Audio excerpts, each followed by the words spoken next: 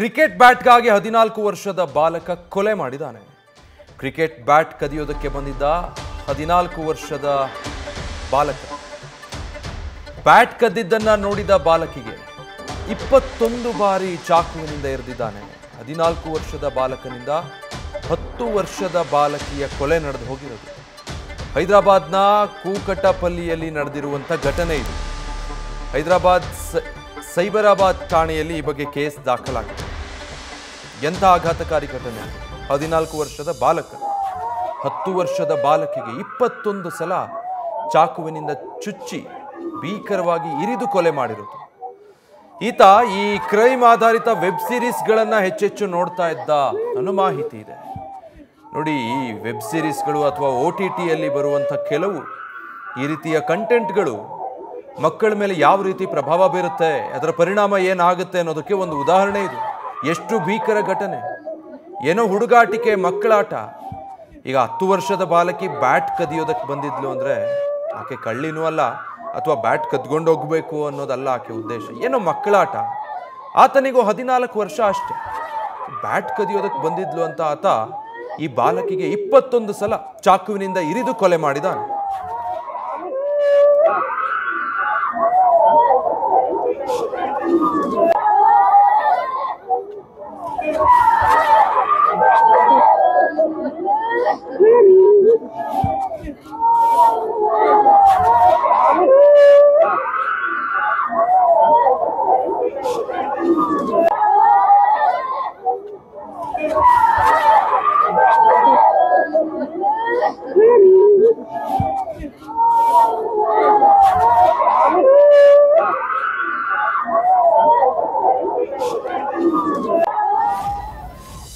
ಈ ಕೊಲೆಯಾದಂಥ ಬಾಲಕಿ ಮತ್ತೆ ಕೊಲೆ ಮಾಡಿದಂಥ ಬಾಲಕ ಪಕ್ಕದ ಅಪಾರ್ಟ್ಮೆಂಟ್ನಲ್ಲಿ ವಾಸ ಇದ್ದಂಥವರು. ಬಾಲಕಿಯ ಮನೆಯಲ್ಲಿದ್ದಂತಹ ಬ್ಯಾಟನ್ನು ಆರೋಪಿ ಇಷ್ಟಪಟ್ಟಿದ್ದಂತೆ. ಅಂದರೆ ಬಾಲಕ ಕ್ರಿಕೆಟ್ ಬ್ಯಾಟ್ ಕದಿಯೋದಕ್ಕೆ ಬಾಲಕಿ ಮನೆಗೆ ನುಗ್ಗಿರ್ತಾನೆ ಈತ. ಸಹೋದರನ ಬ್ಯಾಟ್ ಕಳ್ಳತನ ಆಗೋದನ್ನ ಈ ಬಾಲಕಿ ತಡೆದಿದ್ಲು. ಹೀಗೆ ಇದು. ಅಂದರೆ ಈ ಬಾಲಕಿ ಮನೆಗೆ ಹೋಗಿ ಈತನೇ ಬ್ಯಾಟ್ ಕದಿಯೋ ಪ್ರಯತ್ನ ಮಾಡಿರೋದು.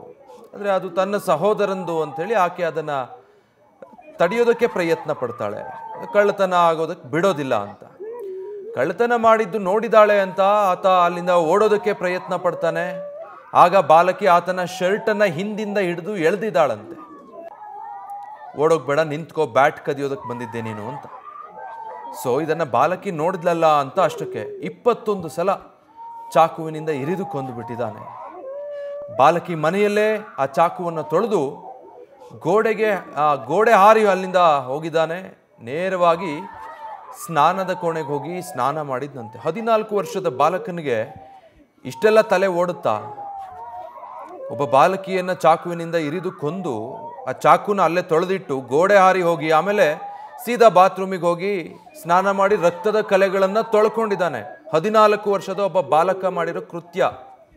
ಶರ್ಟು ಪ್ಯಾಂಟು ತೆಗೆದು ವಾಷಿಂಗ್ ಮಿಷಿನ್ನಲ್ಲಿ ಅದನ್ನು ತೊಳೆದಿರ್ತಾನೆ, ಯಾಕಂದರೆ ಅದಕ್ಕೆಲ್ಲ ರಕ್ತದ ಕಲೆಗಳಾಗಿರುತ್ತೆ. ಹೈದರಾಬಾದ್ ಸೈಬರಾಬಾದ್ ಠಾಣೆಯಲ್ಲಿ ಈ ಪ್ರಕರಣ ದಾಖಲಾಗಿದೆ. ಆದರೂ ಬಟ್ಟೆ ಮೇಲೆ ರಕ್ತದ ಕಲೆ ಇರೋದು ತನಿಖೆ ವೇಳೆ ಪತ್ತೆಯಾಗಿದೆ. ಒಂದು ಸಲಕ್ಕೆ ಅದು ವಾಷಿಂಗ್ ಮಿಷಿನ್ಗೆ ಹಾಕಿದ ತಕ್ಷಣ ಸಂಪೂರ್ಣ ರಕ್ತದ ಕಲೆ ಹೋಗಿರೋದಿಲ್ಲ, ಅದು ಪತ್ತೆಯಾಗಿದೆ. ಸೊ ಈಗ ಶಂಕೆ ಬಂತು. ಅದರ ಆಧಾರದ ಮೇಲೆ ಬಾಲಕನನ್ನು ವಿಚಾರಿಸಿದಾಗ ಆತ ಸಿಕ್ಕಿ ಬಿದ್ದಿರೋದು.